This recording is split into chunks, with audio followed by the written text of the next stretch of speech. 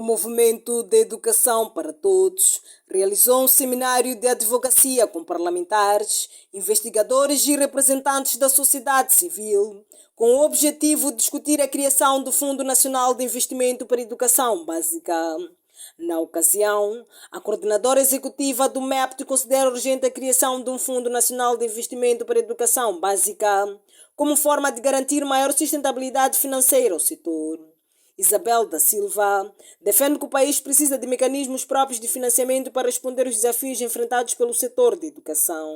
Nada melhor do que discutir com os nossos parlamentares, apresentar a filosofia desta campanha, o que ela implica, o que ela poderá contribuir em termos de próprio investimento para o setor. E, ao seu nível, os parlamentares tomarem também a dianteira e, em conjunto, eles poderem apoiar esta ação da advocacia junto com o Movimento Nacional, o Movimento de Educação para Todos. Porque, como dizíamos, nós já temos vários fundos aqui ao nível do país. Temos o Fundo de Estradas, temos o Fundo de Energia, vários outros fundos. Mas, quando nós focamos para aquilo que é a prioridade, aquilo que é o essencial, que é a educação, nós não temos nada que realmente flexibilize a questão dos investimentos. E nós sabemos, estamos cientes que tem um apoio dos parceiros de cooperação. Mas também os parceiros de cooperação têm as suas prioridades. E se nós formos a verificar, paulatinamente nós temos também os parceiros que apoiam a retirarem-se também do apoio estratégico do setor da educação. Então, se nós assegurarmos que através daquilo que nós produzimos ao nível nacional, e nós estamos a nos focar para questões, por exemplo, como a isenção fiscal, estamos a nos focar para os megaprojetos, temos também vários outros empreendimentos que, se forem contribuídos de forma justa ou tributados de forma justa, nós, sem dúvida, poderemos ter um fundo que, acima de tudo, vai olhar para as componentes de investimento. E quando nós falamos de investimento, estamos a olhar para a questão das infraestruturas escolares. Penso que vocês circulam ao nível das escolas, sabem qual é a situação das escolas. Temos muitas crianças a estudarem por baixo das árvores, não temos carteiras, não temos livro, não temos material. Então, ao assegurarmos que haja um fundo que olha sobretudo para esta componente de investimento, será uma mais-valia e nós estaremos a diminuir, não a resolver os problemas, porque para além de nós termos o fundo, entra uma outra componente que é a questão da própria gestão, porque ainda que tenhamos um fundo aprovado, mas se a própria gestão não for eficiente, não for eficaz, nós praticamente estaremos a voltar a replicar os mesmos problemas que nós temos. Por sua vez, a Assembleia da República reconhece que o orçamento destinado à educação continua insuficiente para responder às necessidades do setor. O presidente da 8ª Comissão da Assembleia da República, Walter Muliwa, considera importante aprofundar o debate sobre o mecanismo de financiamento e reforçar a transparência na gestão dos recursos públicos. O orçamento que é dado pelo Estado não é suficiente.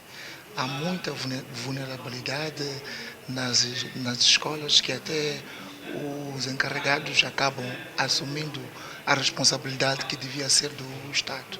Portanto, dizer que a Assembleia da República está aberta para todos os projetos de lei que depois vão a debate com as bancadas, depois chega-se a um consenso. Portanto, é importante.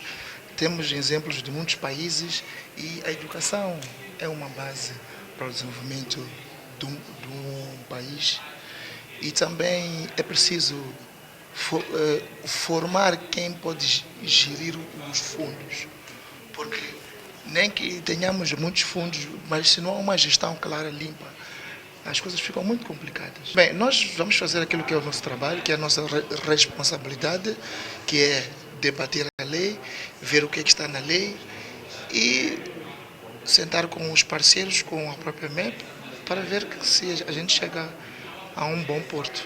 Porque realmente a educação, temos que assumir, a educação em Moçambique não está boa. O governo tem feito os seus esforços e já tivemos muitos projetos que até foram à falência. Esse valor podia ser investido na educação, como bem disse, é a base para o desenvolvimento de um país. Por outro lado, o pesquisador Raul Chambote alerta que o financiamento da educação em Moçambique continua abaixo dos compromissos internacionais assumidos pelo país. O investigador defende maior aproveitamento das receitas dos megaprojetos e criação de instrumentos específicos de investimento para o setor da educação. Uma vez aprovada uma lei que obrigue os titulares